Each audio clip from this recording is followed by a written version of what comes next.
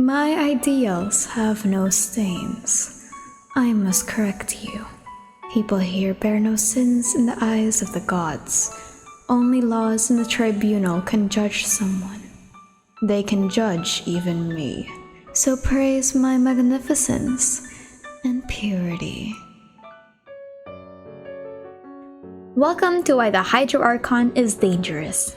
And today, I will be theorizing about the motifs and stories of Fontaine's Archon quest. I've actually covered Fontaine quite a bit before in an older video.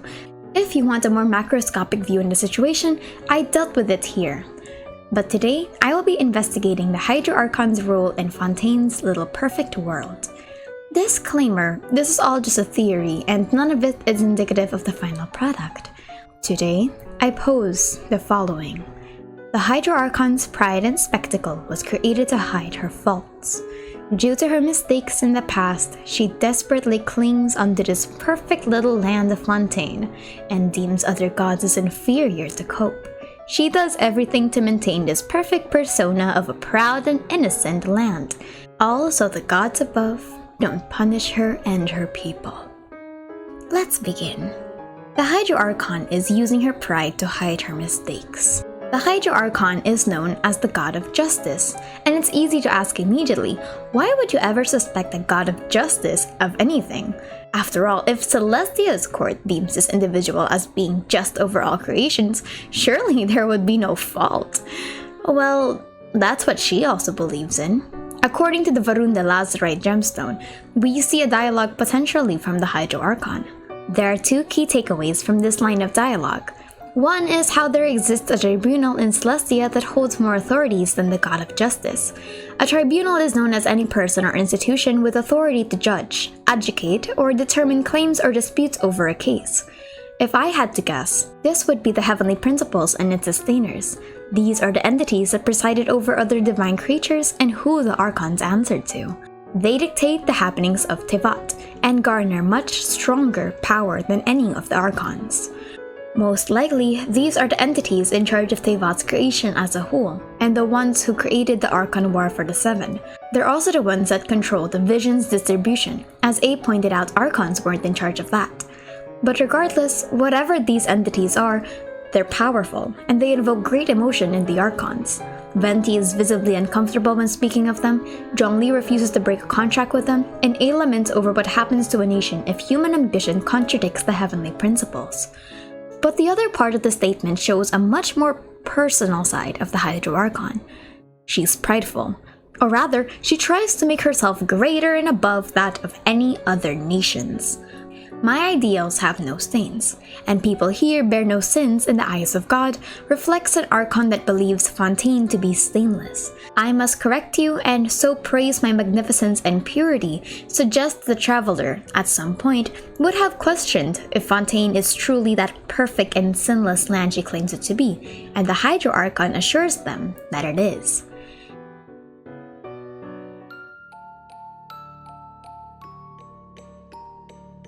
The idea of this perfect society is presented in the NPCs we meet. According to Francis, his home is a country that reveres true beauty and elegance. Fontaine is also the self-proclaimed hub of the arts and music. Fontaine is also one of the most technologically advanced nations. They developed the camera, film, a monorail system, and a balloon flight system. Clockwork also seems to be a motif in their city since Lynette and Lene's background featured a ticking clock tower in a hand. But beyond this small pond of exquisivity and lavishness lies an ocean of darkness. The god of justice lives for the spectacle of the courtroom, seeking to judge all other gods. But even she knows not to make an enemy of the divine. The Hydro Archon is judgmental of other gods, deeming her control of Fontaine as exquisite while the others are faulty. Which in a way could be true. Barbados was an absentee god that worked incognito. Morax recently died, and Beelzebul's nation was closed off after the Sakoku decree. But that kind of coping mechanism is popular.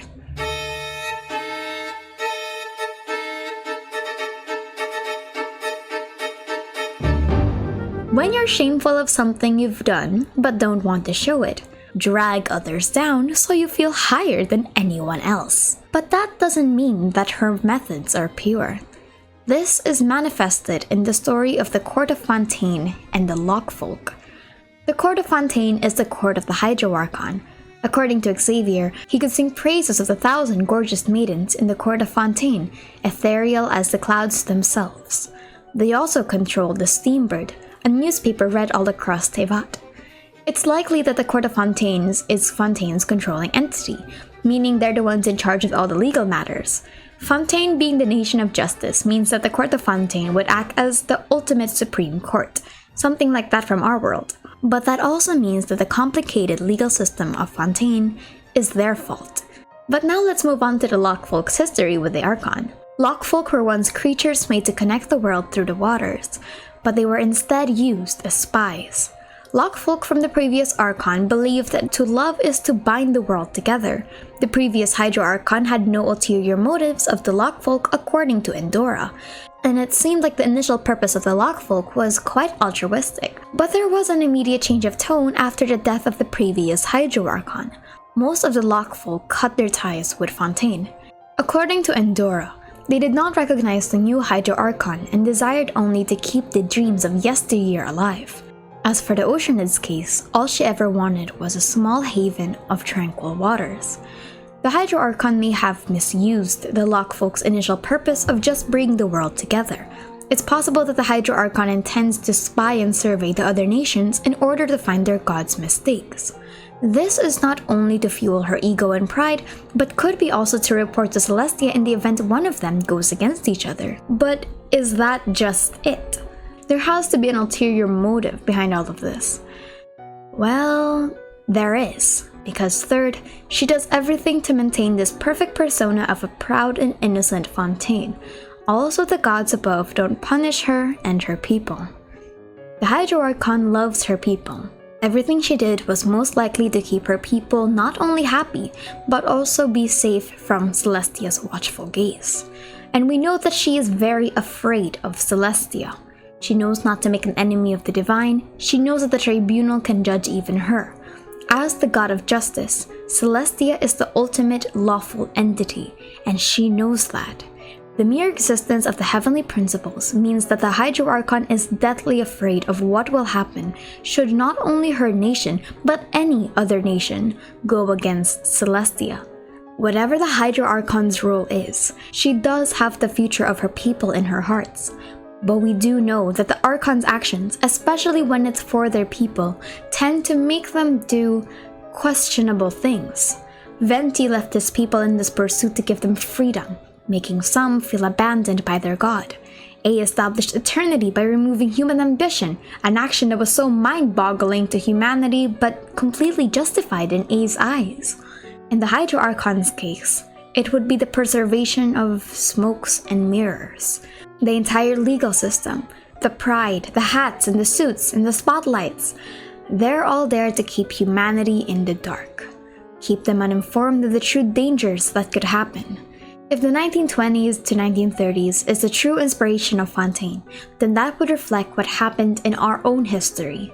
The Great Gatsby era gave rise to the Roaring Twenties, but that also means it was inspired by the Great Depression. Fontaine being stuck in the middle of a timeline of great innovation and industrialization, and a time period known for its lavish use of vice to hide societal issues, is a great metaphor for Fontaine's political situation. The Hydro Archon, by extension, needs to keep this balance between human advancement and human arrogation. And here's the final theory I would like to make.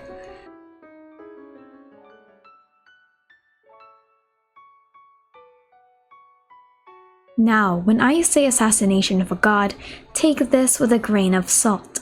What I'm referring to can be as quick as a backstab, or as grand as a guillotine execution. Hell, it can even be a whole political warfare, but it will nevertheless end with the god of justice wanting to end the previous god. If the Hydro Archon is so desperate to clean her hands and people from sin, then an assassination of the previous Archon would be a thematic crime. An assassination is quiet, and that means that the people won't have to know what truly happened. It would be a clean transfer of power. To everyone else, the Archon just died. According to Zhang Li, An archon's death would have devastating effects in the area around them, which means that people would know if their archon just perished and another is taking her place. People would have their suspicions, of course, but this was all done 1,000 years ago. Humanity may not have even been so advanced. But this theory does have a lot of holes. 1. Who would know about her assassination? First would be the court and the Lochfolk. This assassination wouldn't be a one-person deed, of course. To say the current court of Fontaine is filled with humans is questionable, since adepti in our world exist. But whoever killed the previous Hydro Archon must have had a hand in selecting the next one. To kill a god without repercussion is stupid, and even Inazuma's resistance wasn't dead set on killing the Raiden Shogun. So whoever these people are must have had a motivation of either replacing the Archon or stopping the Archon's current agenda. The Lochfolk would have been involved since defectors are wary that someone might come to kill them as well. But another entity that would know is Celestia. Celestia would definitely know if an Archon has been killed by another. And if you ask, why wouldn't they intervene in the crime, there are two possible answers. They didn't deem it necessary. Bloodshed is a common form to establish dominance. The Archon War was filled with bloodshed for dominion, and they certainly haven't done anything against the Tsaritsa at the moment. If a god assassinated another god, it's possible that Celestia just saw this as fate, a necessary sacrifice if it means the preservation of Tevat's foundational principles. Or on the other hand, what if Celestia did already punish the god of justice for the previous god's death? That's why she's so afraid of them now, and why she says that the gods can judge even her. That's another possibility. But that begs the question, why would the Hydro Archon want the previous one dead? Well, I don't think it's strictly for power and glory. While the god of justice is prideful against other gods besides her, I don't think she would completely wish for Fontaine to be hers out of vanity. But in my opinion, I think it's a clashing of interest. Whatever the god of Fontaine had in the past could have been an irrational or unjust action that made the god of justice believe it wouldn't be for the benefit of her people. Or rather, whatever that action was, could be directly opposing the heavenly principles of Celestia, and the god of justice was actively fearful of Fontaine's future should that happen. Mind you, this occurred years before the Conrian situation, but the heavenly principles existed even before Conria, all the way during the Ice Age. The gods were already known to have punished arrogant humans. So motivated by her loyalty to Celestia, she tried to convince the old Archon to reconsider whatever course of action she was planning to take. When push comes to shove, death was the final option. Do I think there is a right and wrong side to this story? No, but in the end, what Fontaine is left with is a grieving and scared god.